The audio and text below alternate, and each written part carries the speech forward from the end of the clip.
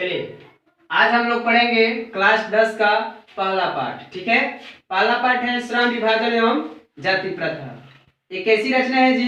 तो निबंध है। अगर आपसे पूछेगा कि श्रम विभाजन एवं जाति प्रथा के लेखक कौन है, तो डॉक्टर भीमराव अंबेडकर। ठीक है, आज हम लोग पढ़ेंगे क्लास 10 का हिंदी। ठीक है, श्रम विभाजन एवं जाति प्रथा ये कैसी रचना है जी? तो निबंध है। कैसी रचना है? तो निबंध है। ठीक है, अगर आपसे पूछेगा कि आप बताइए श्रम विभाजन एवं जाति प्रथा लिखा कौन है, ठीक है, तो श्रम विभाजन एवं जाति प्रथा के लेखक है डॉक्टर भीमराव अंबेडकर। डॉक्टर भीमराव अंबेडकर।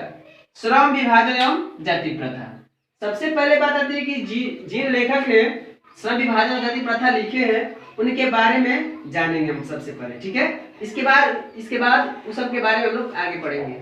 सबसे पहले बात आती है कि बाबा साहेब भीमराव अंबेडकर का जन्म 14 अप्रैल 1891 ईस्वी में महू मध्य प्रदेश में एक दलित परिवार में हुआ था।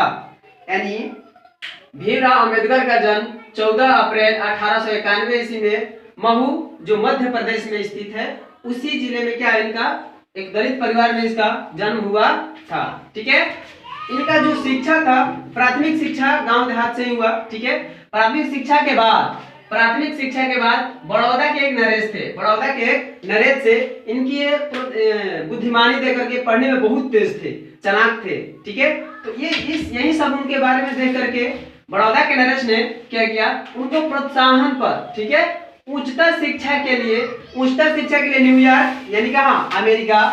इसके बाद फिर वहां से कहाँ भेज दिए, लंदन, जो कहा है जी इंग्लैंड की राजधानी है लंदन। फिर वहां से कहाँ भेज दिए गए, इंग्लैंड चले गए। ठीक है, सबसे पहले वहां भेज दिए न्यूयॉर्क यानी अमेरिका, इसके बाद लंदन इंग्लैंड चले गए। ठीक है, इसके बाद बाबा साहेब पढ़ने में इतना बुद्धिमान थे, उन्होंने बहुत सारे ऐसे 3 व्यक्ति थे जो उनके प्रेरक थे। मतलब ये आइडियल थे। ठीक है, कौन थे जी? बाबा साहेब के मुख्यतः 3 प्रेरक व्यक्ति भी थे। 3 प्रेरक व्यक्ति भी थे। वो कौन थे जी? बुद्ध, कबीर और ज्योतिबा फुले। बुद्ध, कबीर और ज्योतिबा फुले। बुद्ध के बारे में आप लोग जानते हैं, कबीर के बारे में जानते हैं, ज्योतिबा फुले ये समाज सुधारक भी थे। ये ज्योतिबा फुले जो थे समाज सुधारक भी थे। इन तीनों से ये सीखते थे। कौन? बाबा साहेब भीमराव अंबेडकर, जिन्हें क्या कहा जाता था? संविधान निर्माता। संविधान का निर्माण में इनका बहुत बड़ी योगदान थी। किनकी? बाबा साहेब भीमराव अंबेडकर की।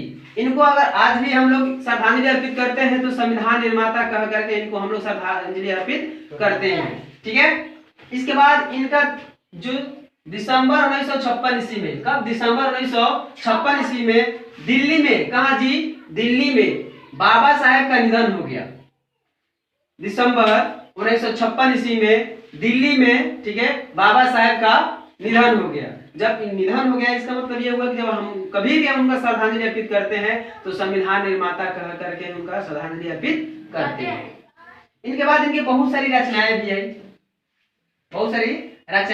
उनकी बहुत सारा किताब छपी हुई है पत्रिका में। ठीक है, सबसे पहले बात ये the caste in India, their mechanism, generation and development, the untouchables, who are Shudras, Buddhism and communism, Buddha and his Dhamma, the rise and fall of the Hindu women, annihilation of caste. ये बहुत प्रमुख रचनाएं हैं और बहुत सारी रचनाएं हैं। ठीक है, अब सबसे बात है सर एनिहिलेशन ऑफ कास्ट, ये बहुत महत्वपूर्ण है उनकी रचना। द कास्ट इन इंडिया ये भी बहुत महत्वपूर्ण है। ये आपको बिहार बोर्ड में हमेशा पूछा जाता है, कोई ना कोई इसमें से एक निकाल दिया जाएगा रचना और बताया जाएगा, पूछा जाएगा कि बताइए ये किनकी रचना है, तो हम लोग बोलेंगे बाबा साहेब भीमराव अंबेडकर की रचना है। ठीक है, एनिहिलेशन ऑफ कास्ट, ये जो हम लोग का पाठ प्रस्तुत पाठ लिया गया है श्रम विभाजन एवं जाति प्रथा, एनिहिलेशन कास्ट ऑफ, ये जो है ना एनिहिलेशन का ऑफ कास्ट से लिया गया है। इनकी रचना जो है ललई सिंह यादव द्वारा इनको हिंदी में रूपांतरित किया गया। एनिहिलेशन ऑफ कास्ट को ललई सिंह यादव द्वारा हिंदी में रूपांतरित किया गया। जब हिंदी में रूपांतरित कर दिया गया तो वहीं पर भीमराव अंबेडकर द्वारा श्रम विभाजन एवं जाति प्रथा के रूप में एक निबंध प्रकाशित किया गया। जो ये श्रम विभाजन एवं जाति प्रथा है ये किन्होंने लिखा जी? तो डॉक्टर भीमराव अंबेडकर ने। अब मकसद क्या है, यानी श्रम विभाजन एवं जाति प्रथा का मकसद क्या है, बाबा साहेब ने इनको क्यों लिखा?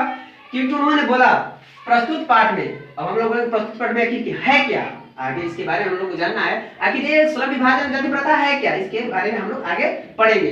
उनका कहना क्या है कि बाबा साहेब का कहना है प्रस्तुत पाठ में, भारतीय समाज में श्रम विभाजन के नाम पर मध्ययुगीन अवशिष्ट संस्कारों के रूप में बरकरार जाति प्रथा पर मानवीयता, न्याय एवं सामाजिक सद्भाव की दृष्टि की विचार करते हैं। उनका मानना ये जो श्रम विभाजन जाति प्रथा जो दिया गया है, ठीक है, जो लिखा गया है, उनका मानना ये है कि जो श्रम विभाजन एवं जाति प्रथा है, ठीक है, ये इनका कहना क्या है, कहना यह है कि जो भारतीय समाज में जो श्रम विभाजन का प्रचलित है, जो जाति प्रथा प्रचलित है, उनको क्या करना जी, जो अभी बहुत सारा जाति बरकरार है, जाति प्रथा अभी भी बरकरार है, तो उनको क्या करना जी, हटाना, दूर करना, ठीक है। अवशिष्ट संस्कार, जो इनके संस्कार थे, अवशिष्ट संस्कार के रूप में बरकरार जाति प्रथा पर मान्यता, जो अभी न्याय नहीं मिलता है उनके बारे में, ठीक है, एवं सामाजिक सद्भाव की दृष्टि पर विचार कर रहे हैं।